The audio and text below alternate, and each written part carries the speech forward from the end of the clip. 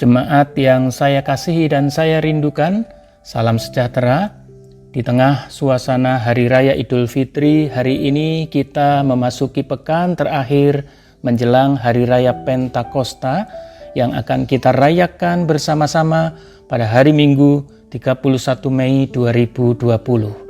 Kita bersyukur dapat berjumpa kembali melalui renungan Cahaya Kemenangan. Marilah kita berdoa. Tuhan Yesus, terima kasih untuk kehidupan yang boleh kami jalani. Terima kasih kami boleh berjumpa kembali.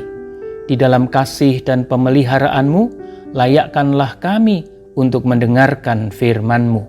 Amin.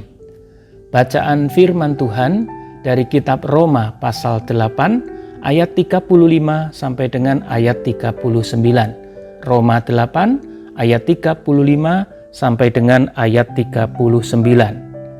Siapakah yang akan memisahkan kita dari kasih Kristus?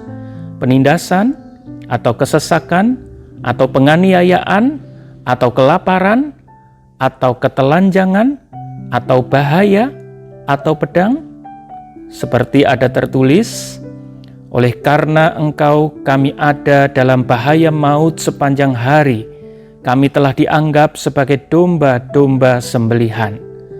Tetapi dalam semuanya itu, kita lebih daripada orang-orang yang menang oleh Dia yang telah mengasihi kita.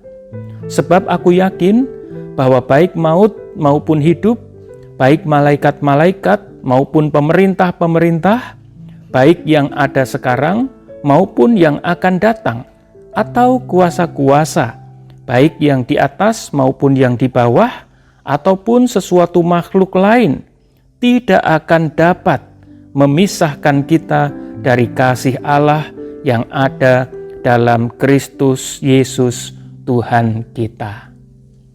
Kita merenungkannya dengan tema belajar dari insulasi kerang mutiara.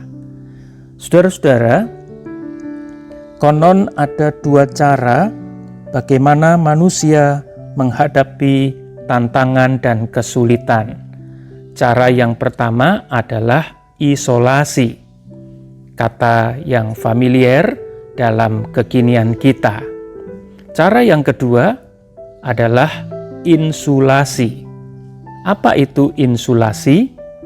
Adalah cara yang dipakai di negara-negara 4 musim yang dalam tanda petik membungkus dinding rumah mereka sedemikian rupa sehingga panas di dalam ruangan tidak mudah hilang. Kalau saja dapat diwujudkan ke dalam kenyataan, kedua cara itu, yaitu isolasi dan insulasi, sebenarnya sama baiknya.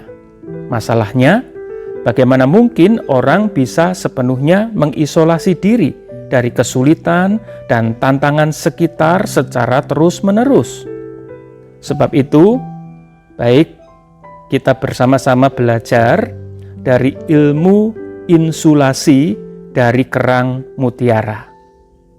Saudara-saudara, kita mungkin mengetahui bahwa proses terjadinya sebuah mutiara bermula dari sebutir pasir yang dalam tanda petik nyasar atau sengaja ditaruh di tubuh si kerang.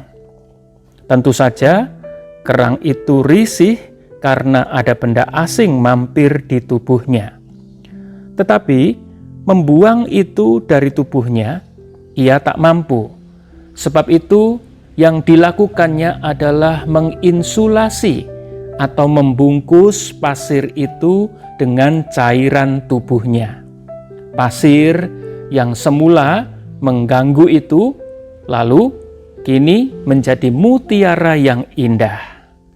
Saudara-saudara, Rasul Paulus memberikan sebuah nasihat yang sangat indah mengenai bagaimana kita menginsulasi kesulitan, penindasan, kesesakan, penganiayaan, tantangan, dan sebagainya, yaitu menginsulasinya dengan kasih Allah yang ada dalam Kristus Yesus Tuhan kita.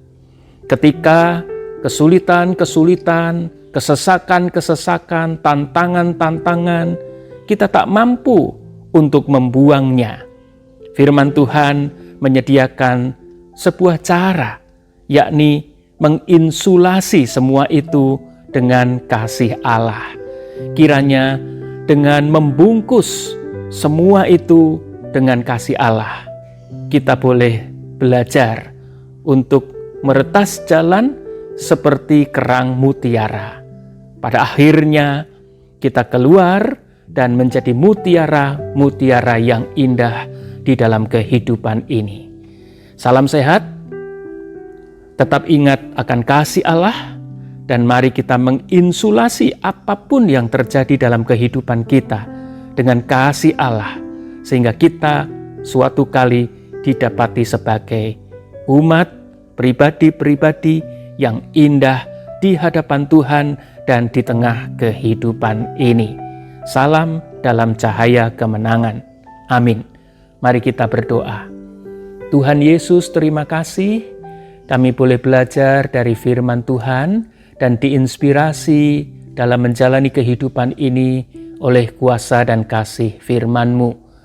Biarlah kasih Allah sungguh-sungguh menolong kami untuk menempatkan kehidupan kami ini tetap sebagai kehidupan yang keluar dan didapati oleh siapa saja sebagai yang indah. Dalam Kristus Tuhan, kami bersama-sama berdoa. Amin.